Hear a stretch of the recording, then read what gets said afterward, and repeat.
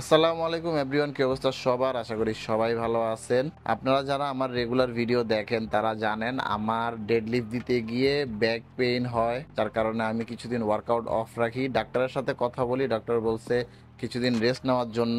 কিছুদিন রেস্ট নেওয়ার কারণে আমার বডিতে অনেক বেশি ফ্যাট ধরে গেছে, কারণ আমি ডায়েট মেনটেন করি নাই, উল্টাপাল্টা অনেক কিছু খাইছি। আমি চাইতেছিলাম বডিটা একটু নষ্ট করে আবার মেক করব, যাতে আপনাদের মোটিভেট করতে পারি। এখন আমি রেগুলার ভিডিও দেওয়ার চেষ্টা করব, ডে 1, ডে 2, ডে 3, এইভাবে। রেস্ট ডেতেও ছোট একটা ভিডিও হলেও আমি করে দিব যে আমি রেস্ট ডেতে কি করি না করি এবং কি কি খাবার খাই না খাই।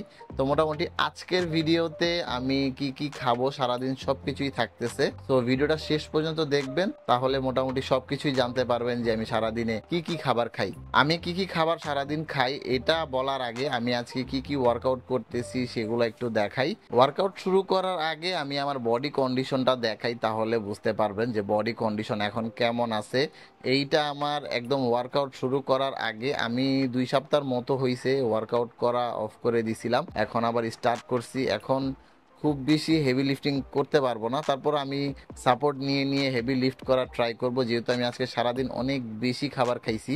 আজকে আমি চেস্টের ওয়ার্কআউট দিয়ে শুরু করব। প্রথমে আমি বেঞ্চ প্রেস মারছি, এর আগে আমি কম ওয়েট দিয়ে মারছি, এটা আমার লাস্ট রেপ। আমি মোটামুটি বেশিরভাগ ভিডিওগুলোতেই আমার লাস্ট রেপসটাই দেখাবো। তো এইখানে আমি 40 কেজি দিছি, বার সহ ইন টোটাল 60 কেজি দিয়ে মারলাম। যেহেতু এটা লাস্ট সেট, তাই আমি ভাবতেছি যে ড্রপ সেট মারবো। এই ওয়ার্কআউটটা আমার চেস্টের অনেক বেশি গ্রো করতে হেল্প করছে, এই জন্য আমি বেঞ্চ প্রেসটা মারি বেশিরভাগ। এই পাশ থেকে 10 কেজি কমাইছি, ওই পাশ থেকে 10 কেজি কমাইছি।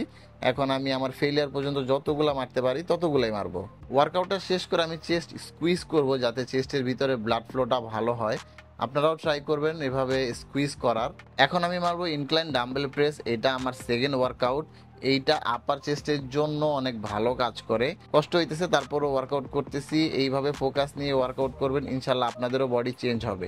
এখন আমি ইনক্লাইন ডাম্বেল ফ্লাই মারবো, এইটা আমার 3 নাম্বার এক্সারসাইজ।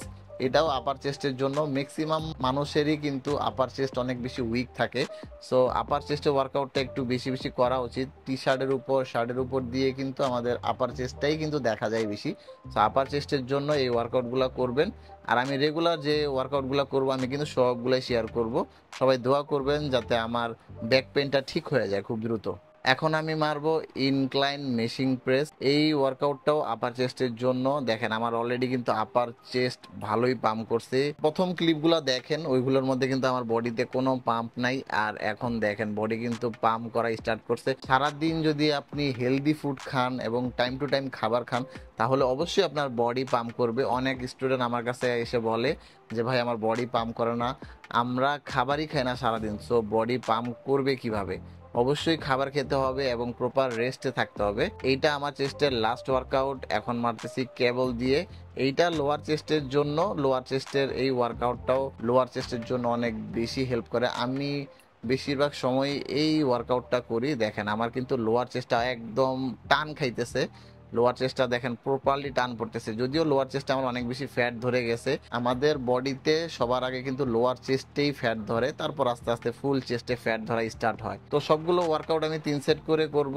এরপরে মারবো আমি ট্রাইসেপ। আজকে চেস্ট এবং ট্রাইসেপ মারবো। ট্রাইসেপের প্রথম ওয়ার্কআউট হচ্ছে প্রেস ডাউন, এইটাও করব 3 সেট। দেখেন আমার কিন্তু আর্মস একদম ফুল পাম্প হয়ে গেছে, আমি আরো 2টা সেট মারছি এর আগে। তো আমার শরীরে আর কুলাইতেছে না ভাই, একদম মানে ডিস্ট্রয় হয়ে গেছি আমি। এখন আর খুব বেশি ওয়ার্কআউট করতে পারতেছি না। ট্রাইসেপের আরেকটা ওয়ার্কআউট করব, সেটা হচ্ছে ওভারহেড কেবল এক্সটেনশন। অনেকদিন পর যেহেতু ওয়ার্কআউট করতেছি, অনেক বেশি টায়ার্ড লাগতেছে, তাই আমি ট্রাইসেপের 2টা ওয়ার্কআউট করে শেষ করে দিব। আমার আরো 2টা ওয়ার্কআউট ছিল, কিন্তু আজকে আর পসিবল না। 90 দিনে 90টা ভিডিও আপলোড দেওয়ার চেষ্টা করব। যারা আমার এই ভিডিওটা প্রথম দেখতেছেন অবশ্যই ফলো করে রাখেন, 90 দিনে দেখেন কিভাবে বডি চেঞ্জ করি আমি। এখন আমার ওজন 77 কেজি আছে, 1 মাসের মধ্যে দেখি কত কেজি আমি গেইন করতে পারি। সকালবেলা ঘুম থেকে উঠেই 3টা ডিম, সাথে কিছু সবজি আর 5টা রুটি থাকবে। এগুলো খাওয়ার পরে আমি দুপুর 1টা বাজে 250 গ্রাম রাইস, সাথে একটা তেলাপিয়া মাছ আর অল্প কিছু সবজি নিছি। বিকাল 5টা বাজেও আমার খাবার সেম থাকবে, ফিশ, রাইস এবং ভেজিটেবল। ওয়ার্কআউট শুরু করার আধা ঘন্টা আগে আমি অল্প কিছু বাদাম খাবো এবং ওয়ার্কআউট শেষ করার পরে আমি 150 গ্রাম রাইস এবং চিকেন নিব। যদি আপনারা প্রোটিন খেতে চান তাহলে 1 স্কুপ প্রোটিনও খেতে পারেন, কোনো সমস্যা নাই। ঘুমানোর আধা ঘন্টা আগে আমি একটা তেলাপিয়া মাছ, সাথে কিছু শসা এবং আমি কিছু বাদাম মিক্স নিব। এইটা আমি সকালবেলায় ভিজায় রাখছিলাম, সো এটা আমি রাত্রেবেলা খাবো। তো গাইস, এই ছিল আমার আজকের ভিডিও। ভিডিও যদি ভালো লাগে অবশ্যই শেয়ার করে দিবেন। দেখা হচ্ছে পরবর্তী ভিডিওতে। টাটা।